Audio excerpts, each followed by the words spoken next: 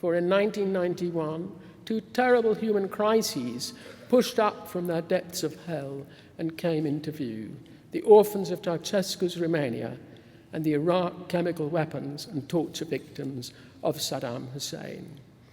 Nightmares, both. I couldn't ignore the suffering. My first trip to Romania was organized by the Parliamentary Friends of Israel. They invited me to balance their delegation. I said, how? The reply came that I was both a Gentile and a woman, so very useful in public relations terms. I arranged to visit the largest orphanage in Bucharest. It was a horror story. I started the Associata Children's High-Level Group charity to help. We put in a sewage plant, lavatories, clean water, brought health and food supplies.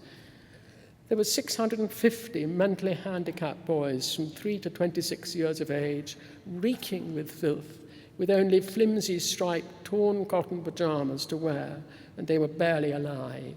1 meal a day of thin soup. They were starving to death and locked in by barbed wire fences.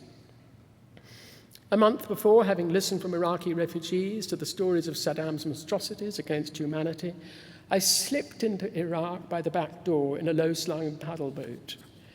A local fisherman, whose sense of direction was acute, took me across the southern Mesopotamian marshlands, where I saw firsthand that the brutality and cruelty of Saddam's henchmen was well beyond the knowledge of the Western world.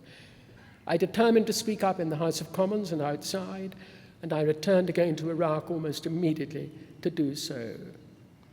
Certainly, crossing the water borders that separate southern Iran and Iraq was a less than courteous way of entering a foreign country, but it was justified, since Saddam was using chemical weapons and probably committing genocide.